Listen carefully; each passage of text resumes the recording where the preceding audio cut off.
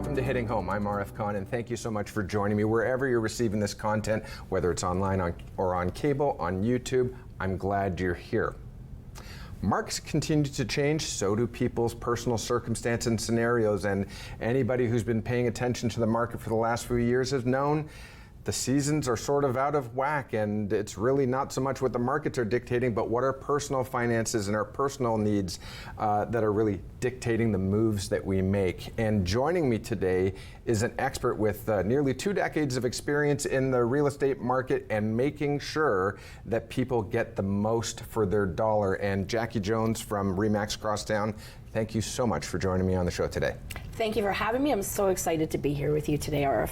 You have your own story, as we all do. We all have our stories of why we buy, why we sell, our lives changing, etc. You've got a fascinating story of your own, and I really love to start with a little bit of background on you, why you decided to get into this industry as a real estate sales professional, and it's a pretty interesting story. Yeah, I'm going to make it short. It's a long story, so I'm going to shorten it up. So originally I got into real estate to flip my own properties with my husband. So he didn't have to work, and we could just flip homes and save commission. That's the main reason I got into it. Started off, I did a client, and I walked in her home and she had teddy bears, plaid, eucalyptus, and a bunch of things that shouldn't be there while she was selling. So of course I was like, do you mind if I change this? You're gonna get more money if you allow me to make some changes. So she said yes. So we staged her home, we got rid of the things we needed to, we brought in more modern furniture and decor, sold her home for the record price in that area in South Barrie, and then this is where it all began. A friend dropped her off from church and she invited her in for coffee. And when the friend came in, the friend said, "Bernadette, this isn't your home, what happened here?" And she's like, "Oh, that's just my crazy realtor. She changed everything." And she goes, "Your realtor's not crazy." She goes, "I've been on the market for 9 months. I can't sell. I need your agent's number." So Bernadette told me to give her a call. Before I could even call her, she was calling me.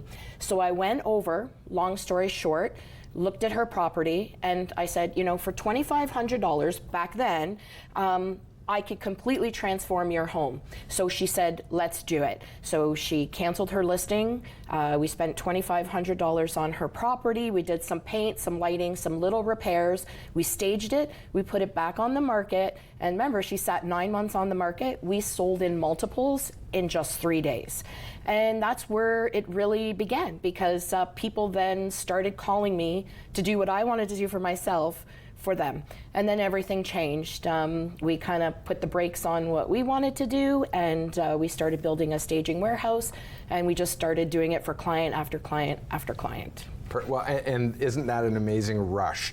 I think a lot of people, they go through life and they're, you know, what would I be good at versus what would I enjoy? And that magic formula, or that magic that comes together, is when you find something that you're really good at, that you fall in love with, that you enjoy, and you can make money at. Yeah, I love it. I just come in, I can envision it, and it's done quickly, and they're not going to leave money on the table. So that's now become my passion, and yeah, so I do it day in, day out, and I still love it to this day. So for anybody who hasn't quite figured this out yet, here's the thing we're going to cover today is really preparing your home for market, making sure that you can get the most out of it. And there are some tricks and trades, or tricks of the trades that people need to keep in mind. But let's take a look at the market before we dive into specifically staging or renovations. Let's actually take a look at the market right now and get a feel for who the players are. What are the impacts of the interest rates, the Bank of Canada predictions that they're making, the Bank of Canada's corrections that they've continued to make, and also really where the players in the market, the buyers and the sellers, really are finding themselves today. So that's a lot, that's a big mouthful. Really, what are we seeing right now happening in the market? Are we seeing the market start to be resuscitated by the drop in the Bank of Canada rate? So we're not going to see that effect yet. So we did have the largest decrease that just happened, and we're expecting some more. But however, for the magic to start happening again, we have to have a lower inventory coupled with the lower interest rate. So right now we're still sitting at a very high inventory. So we are seeing a little bit of buyers coming out, but we really do think they're going to start coming out in the new year. Once those 2 final decreases kick in, and then we'll see them next year. So at the moment is still a little bit slower because of the high inventory we have. We just have so much inventory. So let's just define inventory real quick for those at home. There are houses that are sitting on the market that haven't moved. Yeah, so we're just sitting below 600 in inventory. When we seen those crazy 40, 50 offers, just to give the viewers an idea, when we seen that happening, there was probably 5 to 25 listings on the market. So 5 to 25. So one would pop up and everybody would go crazy and frenzy because that one townhome suited their needs.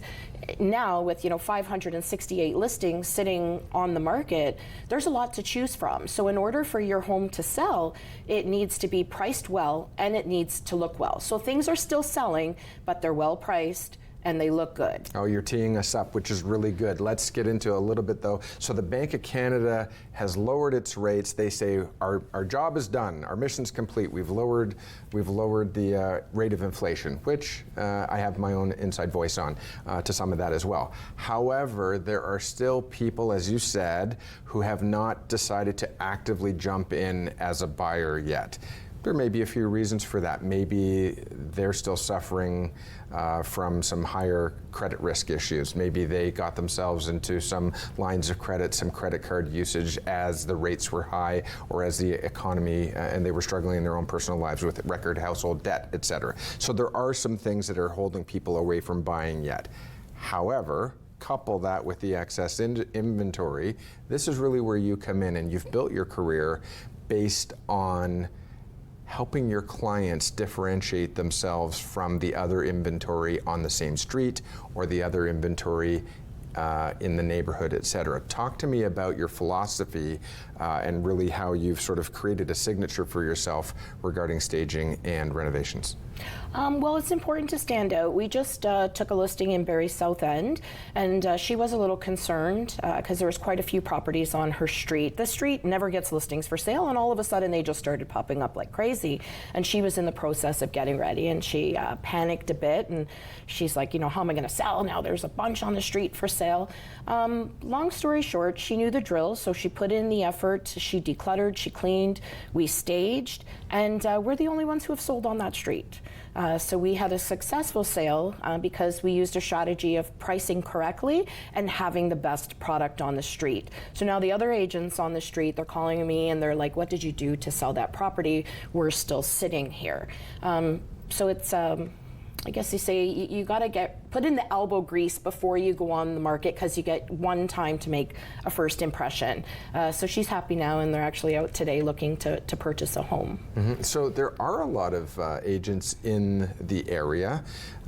Barrie traditionally has seen about how many agents working at any time in Barrie and Simcoe County? There's thousands. So we have our Barrie base. They're also coming from up north, and they're also coming from Toronto. So there's a lot of agents that are coming to the area that don't live in the area, as well as the agents that are here. So with thousands who are local to the area, and then the influx or the, well, I guess the world's gotten a little bit smaller. There are, as you mentioned, agents coming up and wanting to work and service in this area. And it should be no surprise to anybody in Barrie that they're getting telemarketed or marketed by agents coming up from the GTA. Yeah. Why? The GTA saw a massive exodus. The GTA has a massive glut of inventory themselves sitting there, and they're trying to sort of jump in on the more active market in this area surrounding the GTA, I imagine. Yeah. But that can come at a cost. That can come at a cost to someone who's looking to hire. It's very tempting. I can market myself and say, hi, I'm a big-time realtor. I'm coming up from Toronto, the GTA. I'm a real pro. I know what I'm doing. What should somebody really be looking for? I don't want to pick on GTA realtors. I'm sure there's some really great ones. What should somebody who's thinking of listing their home be looking for in a realtor? You definitely want to pick somebody who's local. So I was born and raised in Toronto, and you will not catch me down there with buyers trying to purchase homes with them. And one, because I just don't know the area anymore. There's certain pockets that, for example, in Barrie, there's good areas, there's not so good areas, there's areas that we, might know of a new construction that's going to pop up in that green space that you think you see right now, but, we have inside information that that's going to be a small strip mall in the very new future, and you're going to lose that green space. So it's important to have someone representing you with their thumb on the market, who knows the pricing, because the pricing varies throughout Barrie. Like, you could have a property in one area of town versus another area, exact same house, same builder, but one's probably going to fetch maybe 100, 150K more because it's in a more desired neighborhood. And how do those agents know that coming up from the city? They're just like, oh, it's two houses, they're both the same, you know, go for the cheaper one, but you might not like that neighborhood that you're moving into. It might not have any amenities. We do have some neighborhoods that don't have schools, that don't have parks, that don't have a store that you can walk to. These are the things that a local agent will be able to point out to you. So you do sell homes, and you sell the home for the most that the person's going to get, as you talked about some of your case studies and stories, but there is more to buying a home. You're buying the neighborhood. It's kind of like marriage. Yeah. You're not marrying the person, you're marrying the family. You got it. So it's important to choose wisely. So if you have a budget and that's all your budget can afford is that one certain area, we're going to say if that's what you could afford, get your foot in the market, because you've got to start somewhere, and there you could build your equity from there and then move on.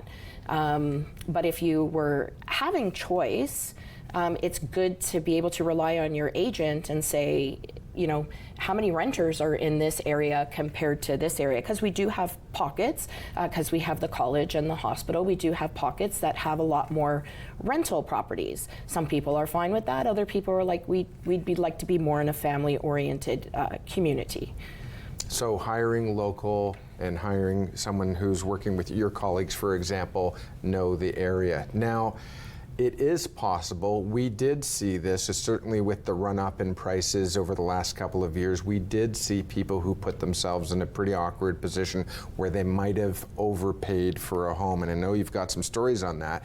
When we come back from the break, though, I want to speak with you about really what separates you from maybe the balance of the colleagues out there who claim to know how to do some staging and claim how to know how to present your house for a listing or for a photo shoot. There's the difference between that and actually knowing and really excelling in the area of staging. So when we come back from the break, I want to get into that with you, and I also want to get into with you in terms of making sure that you're, you know, honoring and respecting that budget, how to price yourself accordingly so that you know that you're going to get that return on investment. Sound good? Absolutely. Okay, so stay with us. We'll have more from Jackie Jones, who's a broker at Remax Crosstown Realty in Barrie, and we'll be right back after this break.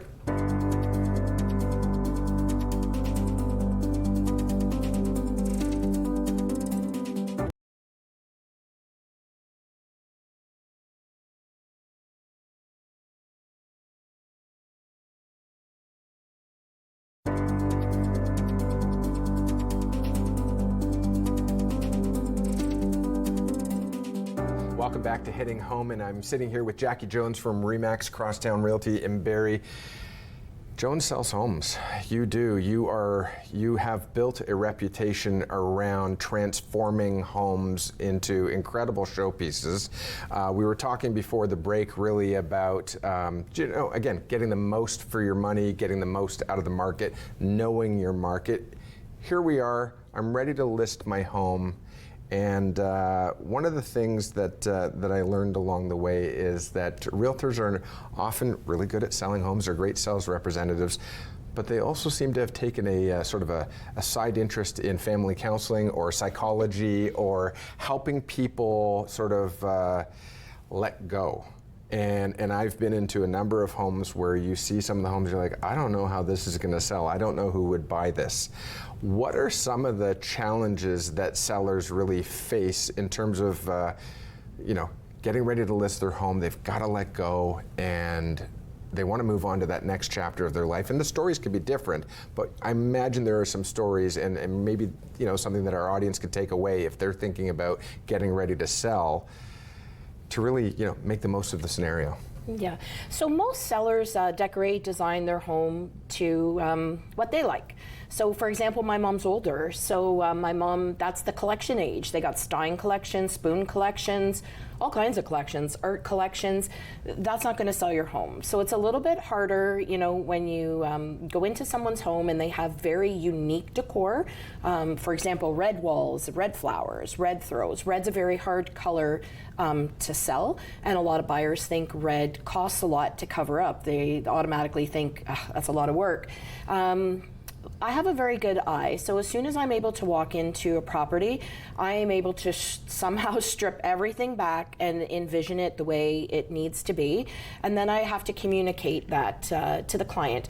And sometimes when they're an older client, it's hard because they're not up to trends and they don't really quite understand what's going to be attractive to the buyer right now. But because we've done this over 1,000 times and have befores and afters, we just have to show them a couple of before and afters, and that helps them understand that these kind of items should go away, and maybe we do need to paint that red wall and take down, you know, the old gold lighting that's been there probably for 20 or 30 years, and it's time for an upgrade.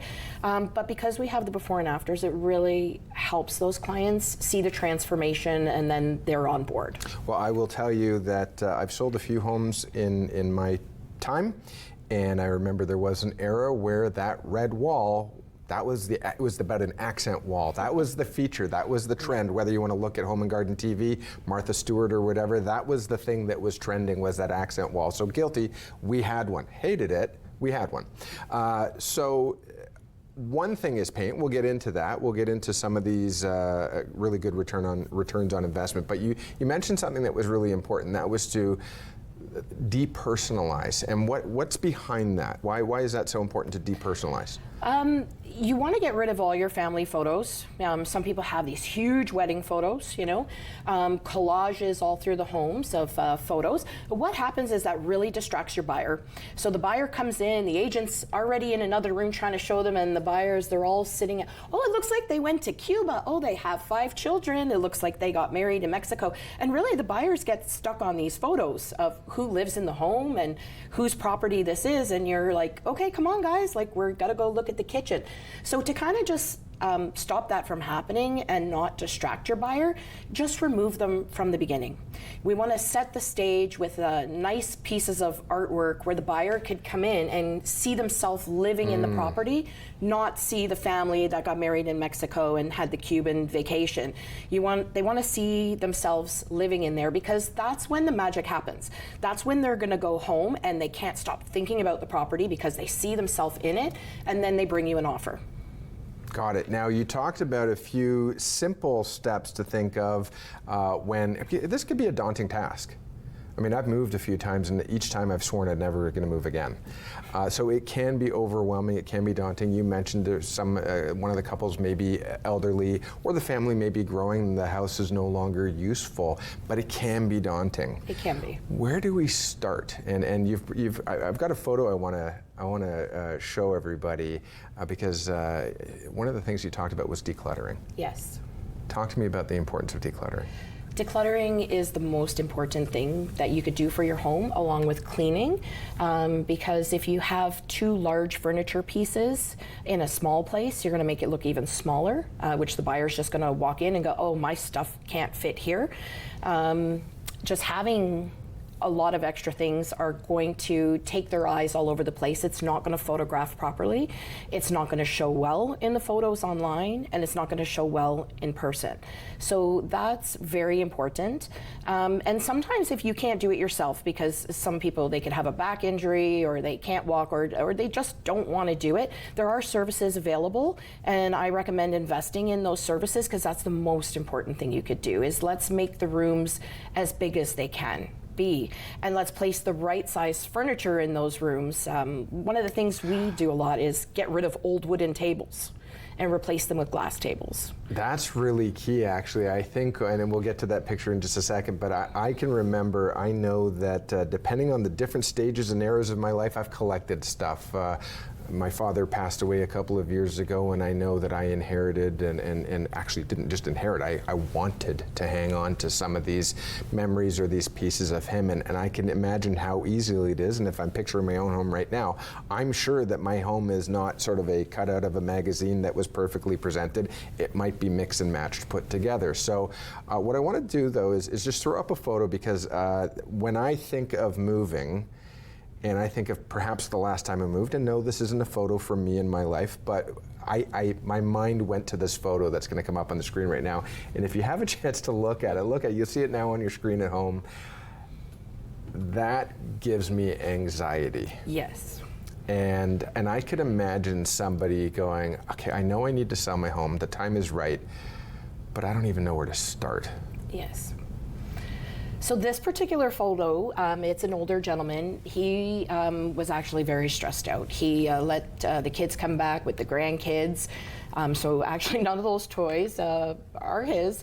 And a neighbor told him to call us because he was very stressed and worried.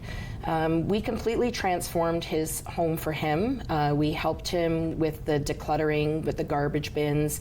It's a good opportunity for, like you said, there's some things you do want because they're sentimental.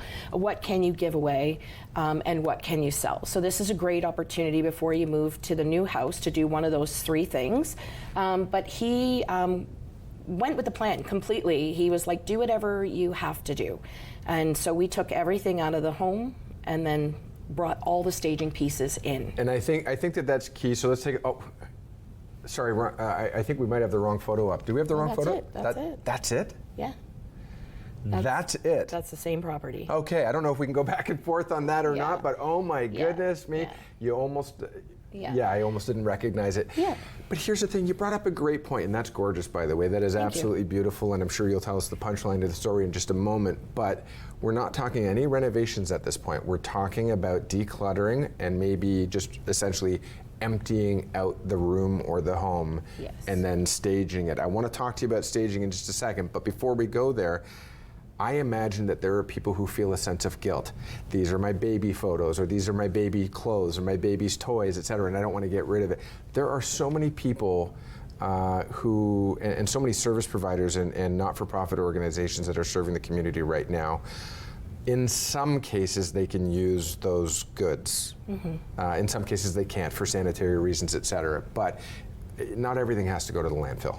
No. So we actually, I've been doing this for a very long time, so now almost 2 decades. So I actually get approached all the time by families who need things, and they just don't have the money to get them. So I get calls, my washer broke. If you come across one and you're getting rid of one in a property, can you put me on the list? I need a dresser, I need bunk beds, I need a bed. And these people are not picky, they're just in desperate need and they don't have the funds. So the first thing would happen is if you have some items and we need to get rid of them and you're not interested in selling them or don't have anybody to give them to, the first thing we do is we go down our list and see who can we help in the community, who needed these things, and then we will personally deliver them to their house for free.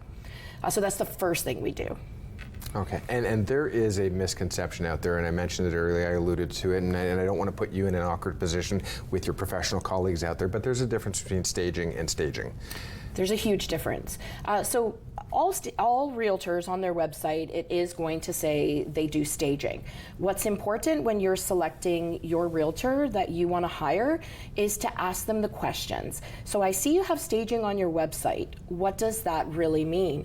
Because as far as I know, we're the only one with the largest. We have over 4,000 square feet and just about $1 million in staging inventory. So that's a big feat. So when people say staging, a lot of the times they just mean they're gonna send a stager over and she's gonna say, oh, move this couch, put this one in your garage, go buy some green apples and some Perrier.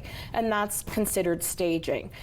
So if you really want full staging where the accessories, the blankets, the furniture, everything you need is coming in, that's an important question to ask the agent. Is what service are you offering? Is it a staging consultation or full staging? Now remember, and we are going to go to break in just a moment, but remember, we're talking about somebody who needs to move. It's their time in their life that they either, their family has grown or they need to downsize. Maybe this client of yours in this past example was moving into another facility that was more manageable. I don't know the story and that's none of my business. Here's the point though. It looks like you literally said, we're going to clear this out and we're going to start from a blank canvas. Yes, he wanted to do the full package.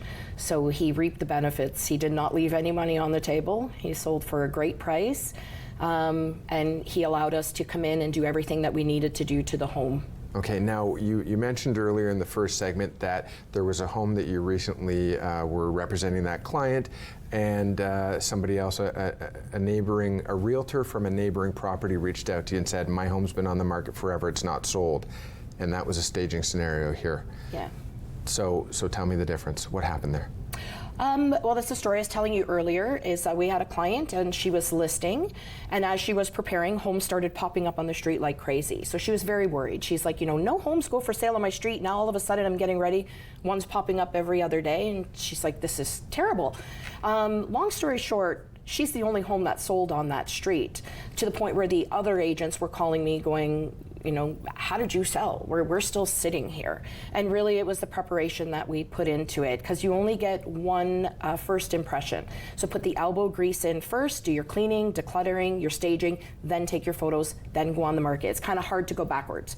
You can't show people as is, taking those photos, and then go, oh, we're not selling, and then come off the market, and then try and do it all and go back on. Just do it from the beginning. So the story matters, and really there's going to be a scenario where staging itself might not be sufficient. There are some homes that maybe haven't seen improvements in generation or Sure. years, decades, for example, whether that's mechanical, whether that's the kitchen, whether that's the roof, the windows, etc.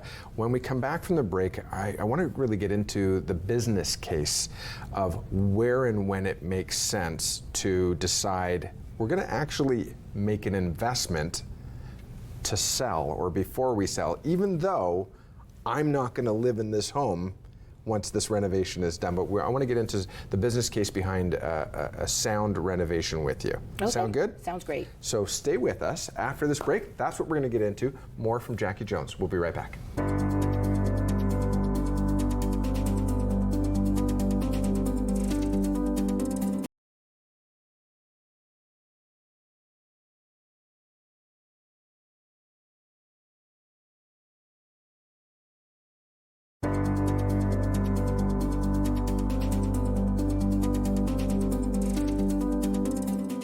Welcome back to Hitting Home, and Jackie and I are having a conversation really around getting the most value, getting the most out of your investment, and getting the most out of the sale of your home.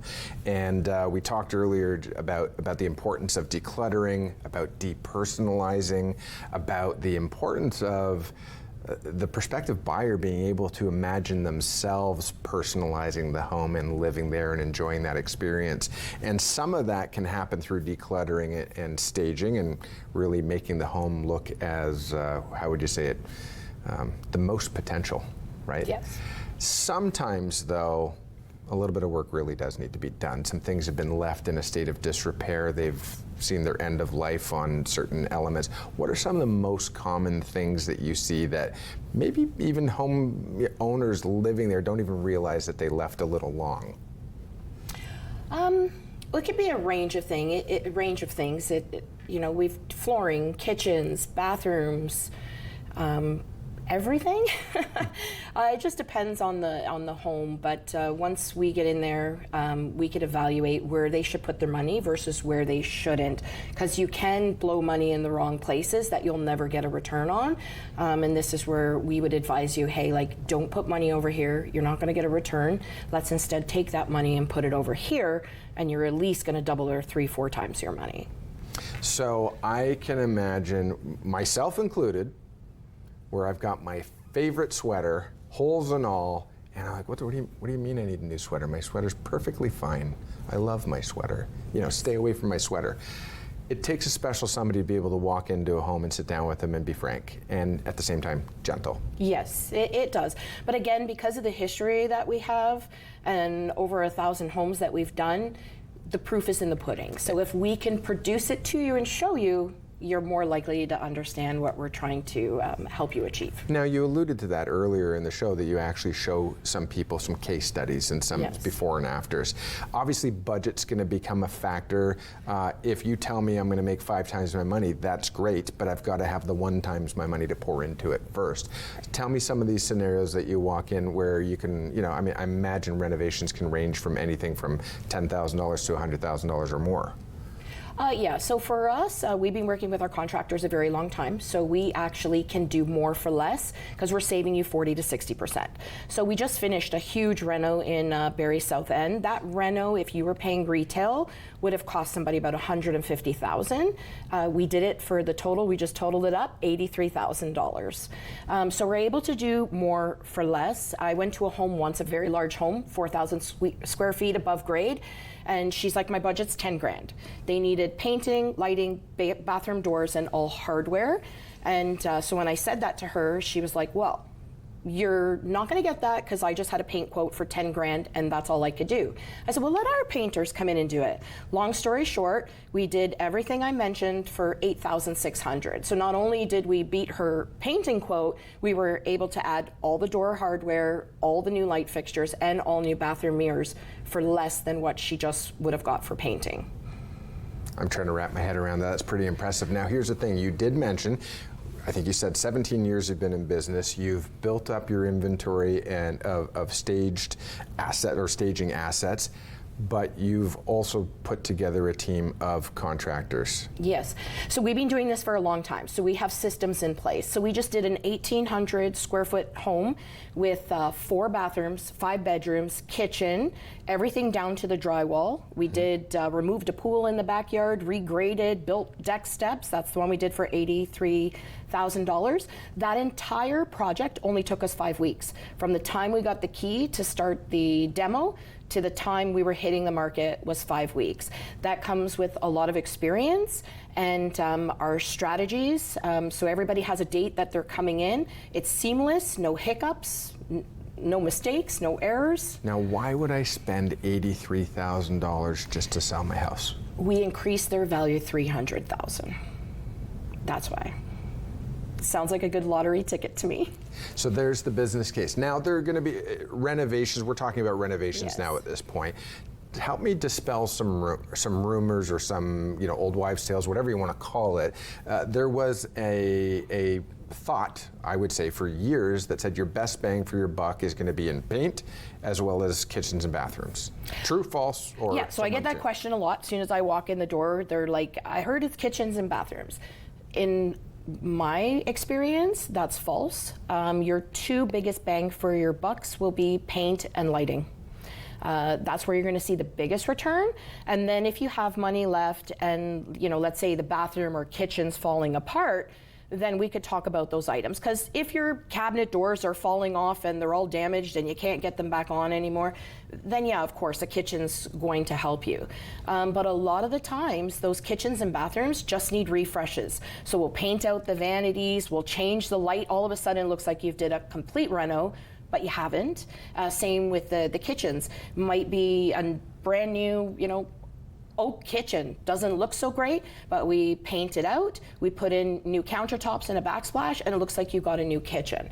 So we're very good at knowing where to spend your money versus where not to spend your money. We're not here to spend your money, we're here to save you money so that you don't leave money on the table and you make as much as you can. Now, and there are going to be some scenarios where it's not a good idea. Yes. It's where you might do a change, but it becomes a personal decision. So someone chooses to go a certain color of maybe cabinets or a certain color of flooring, and you're like, yeah, but your buyer's not going to see it that way. Yes. What are some of those downfall scenarios that you've experienced, or where you've seen someone really make just a poor decision for no other reason other than it was their personal choice? It happens a lot. So we get phone calls and they're like, oh, we'd love to have you over. We just need staging. We've completely renovated our home. It looks gorgeous. And when you get there, they made all the wrong choices. Yes, you freshly painted the home, but it's yellow. Or you put in a kitchen that people are just going to want to rip out the next day. So we always tell people, look, as long as you're committed to us, we don't mind coming in a year, sometimes 2 years in advance for some clients, and we help them through the whole process until they're ready, selecting the colors, the right choices, so they don't make the mistakes and they get the biggest bang for their buck. Like, a lot of our clients are flippers. They move in, they live there for 2 years, they use us, they do it again, and then they do it again. So we assist them, then they do it, then we assist them, and they do it, and they're making a lot of money with us helping them. This again can seem daunting, and I think it's worth noting. Actually, you're here and you've got your hair beautifully done. You've accessorized yourself nicely. You've got a nice outfit on. You're joining me in this interview, but this isn't actually the you I know. This isn't you, the actual you that I see on the street. Tell me about yourself. Yeah. So if you do see me in Costco, you're probably going to see me in my Jackie Jones sweatsuit and runners and a bun. So I know when I have to dress up. And most of the time, because I'm putting all my hard effort into my clients, I need to be comfortable. If I roll up to your house, and here's a true scenario, we rolled up to one of our properties and the neighbor next door had a rental, he had a toilet sitting on his front step, which didn't make our property look good.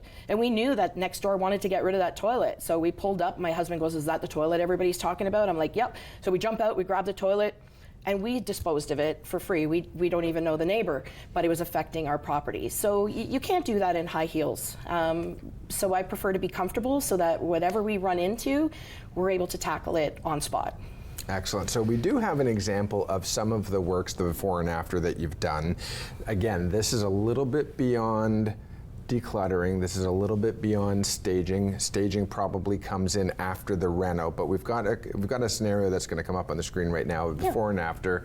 And again, you can imagine this is a well-loved home. This is a well-lived-in home.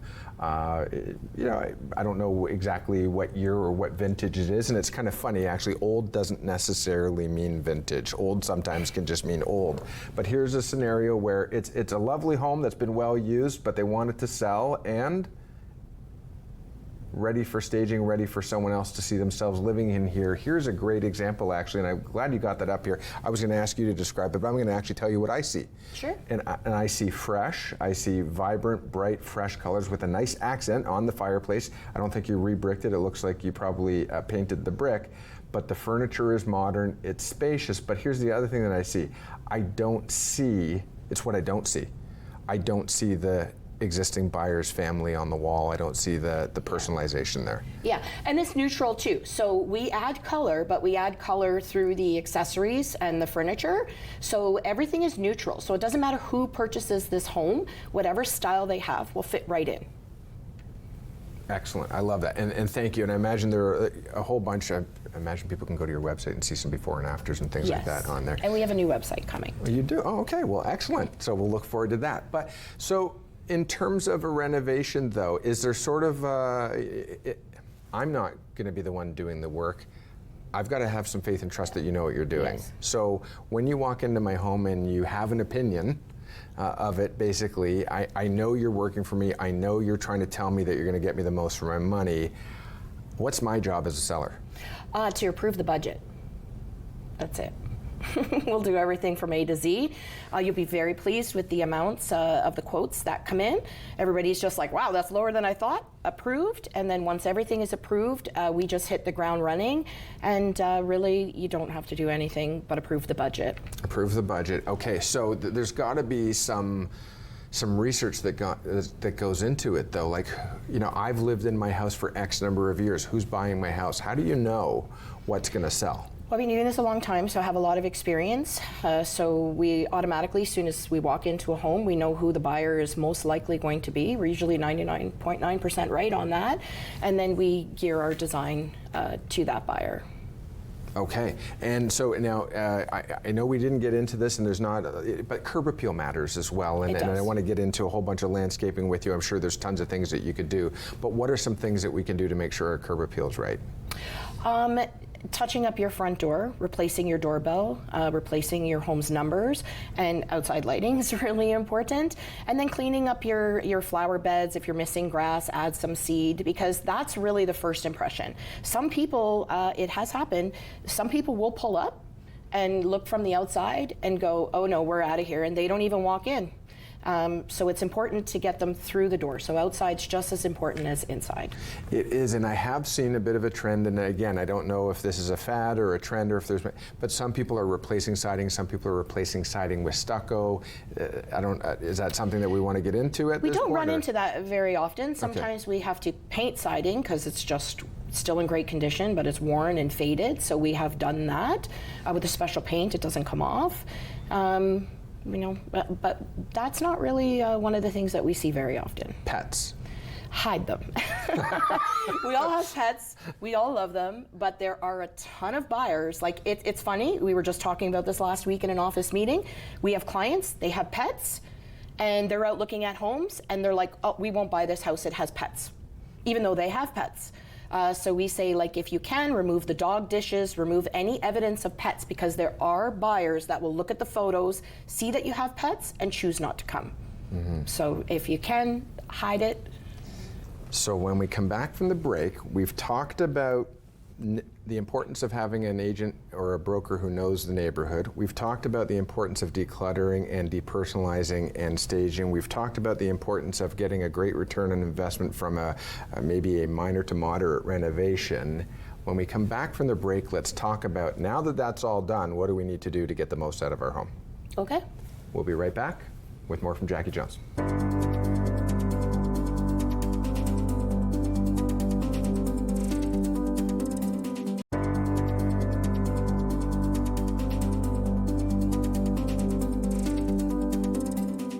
Welcome back to Hitting Home, and I'm speaking with Jackie Jones about how to prepare and get the most out of the sale of your home, and obviously that is a goal for everybody. How can I sell for the most? Now, we've gone through a little bit of a workshop in things to think, how to separate yourself from the equation, how to not take it personally, how your teddy bear may be lovely, but it doesn't belong in the staging photos, for example.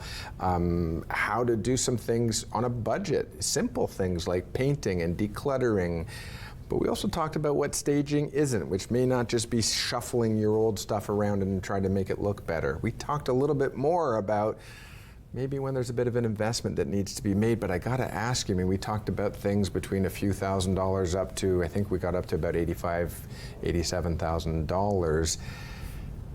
I gotta ask you a really difficult question and a fair one, and it's not really prompted, but has anybody ever lost in this scenario? Is it, how do I know if I'm going to put in too much? Yeah, so in the last 17 years, no one has ever lost. The least we've seen in a difficult market is they've doubled their money, and the most we've seen is a 6 times return. 6 times is pretty fantastic. I imagine that kind of blew their expectations. But I mean, you can imagine that there's a bit of a hesitation.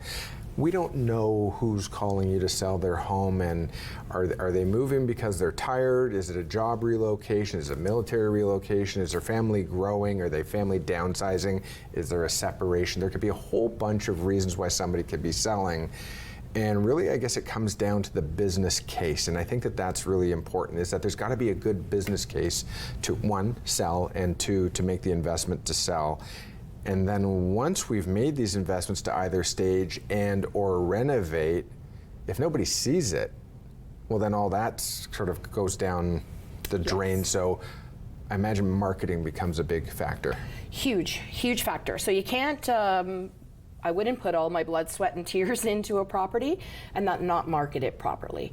So what we like to tell people is, 1, whether you need a little bit or a lot, plus staging, we're going to get that done. And then the most important thing is to have the best photographer to come in to get what we call the money shots. So we want your home to look like a magazine, because this is the first impression before they even get to the door that they're going to see. This is where they're going to decide, did they come to see this property, or do they go see the other properties in the neighborhood? I want you to say that one more time, because I think that is really crucial. There may be, how many hundreds? You said 500 and something homes on the market right now, in a variety of price points and in a variety of neighborhoods. I'm pretty sure very few people are going to go visit all 500 plus homes. I know I'm not. Yes. I know I wouldn't. So the first thing I'm doing from the comfort of my home probably is shortlisting. Yes, and also too, when we're deciding a strategy, let's say, for example, you have a very unique backyard. It's big. You have a pool. You have all these features. You have forest behind you. You might have a beaver pond 2 houses down that you take the grandkids to feed the beavers. These are all things that we push up to the front of the MLS. So we show the front of the home, and then we take you into everything else. Even if it's just a pool, we'll take you to the pool, to the backyard. Because what happens is, if someone goes through and they're like, they might stop after 6 photos and skip your home. But if they're a pool person, the second photo's the pool, they're like, oh, that's what I want. And then they go through the photos, they're like, well, I could change this because I really want that pool. So knowing how to even put your photos in order on the MLS is huge. Oh my goodness, that's the minutia, but you nailed it actually, because every home's going to have an exterior front shot, and then the main living space and the kitchen and the bedroom number 1, bedroom number 2, bathroom number 1, bathroom number 2. You're actually taking those standout features and putting them right up at the front. Yeah, I'm guilty of it myself. When I was home hunting, I would go straight to the end because that's where the agents put the good stuff. And then I would look at that and then go back to the home because I could change anything. So I was like, well, where's the things that I need and want? And then I could change the inside. So in marketing, that's going to be referred to, I'm guessing, as like the hook. What's the thing that's going to hook you? Yes. That says, oh, okay, now I'm invested. I want to know more. Yeah. Are you close to the lake? Let's get drone shots up there. Let's show them the prime things first, and then we'll go into the home. Even if the home looks great, that's secondary. Let's show your features. Okay, so you've staged the home, you've decluttered the home, you've renovated the home, it's ready to market, you're hiring a great photographer. Am I exporting the family? You said hide the cat, hide the dog. Yeah. Am I vacuuming out of every room? I guess there's not so much broadloom anymore, but am I basically... Well, you want to be clean and tidy for every showing, for sure. Make sure if you're gonna, my husband loves fish, and if we were selling the home, he would not be allowed to cook fish during that period of time because the next people come in, that's what they would smell as fish. So he would have to put that on hold for a short time. But yeah, you want to make sure the home is always in showing condition. So there's a game plan. The home is always in showing condition. I've hired a photographer, or you've hired a photographer, yeah, I'm we guessing. Do that. You've hired a drone photographer. What are some of the other things? I mean, I'm going to suggest that maybe 10 years ago or 15 years ago, getting sort of the virtual tour was a big deal. Now it's almost expected. What are some of the things what are some of the creative marketing genius differences that are going to come up? So we do a virtual tour. One thing we like to do is we like to put agents in all of our videos to talk about the things that you can't see. For example, the beaver pond, 2 doors down. So then they're saying the things that you can't see through photos. And then the other thing we like to do is there's a huge audience on social media. So we like to keep them entertained with reels and TikToks with good music that are very entertaining. Believe it or not, we sell a lot of property through social media. A lot of agents, some agents, they're not full-time, they're not looking on MLS, and then they're surfing social media and they're booking showings. They're like, oh, I got to book this. And we're getting messages on social media. And in my head, I'm like, well, this has been on the market for 2 weeks. How come you didn't see it? But we caught their attention on social media. So social media is a huge thing to ask any agent that you're wanting to interview to sell your home. Do they hit that aspect? Because if not, you're going to be missing a large market. Mm-hmm. And again, back to the business plan though. Marketing takes money. It takes effort. It's a lot of effort. A lot of effort, and it takes investment, et cetera. But these are things that, don't spend the money on the paint, don't spend the money on the reno, and then decide that you're not going to spend money on a photo or a drone shot or whatever it may be. What are some of the critical marketing failures? One, not paying a professional photographer. Well, your agent should be doing that, so it's not up to the seller, but I see it a lot. Toilet seats up, laundry, people, kids, dogs, like we're not allowed to have children or animals in our MLS photos, but you still see it go up on MLS. The toilet seats up, the laundry's all over the laundry room. And we get calls from a lot of these people who have been on the market for a year, 9 months, 10 months, and they're like, how come we're not selling?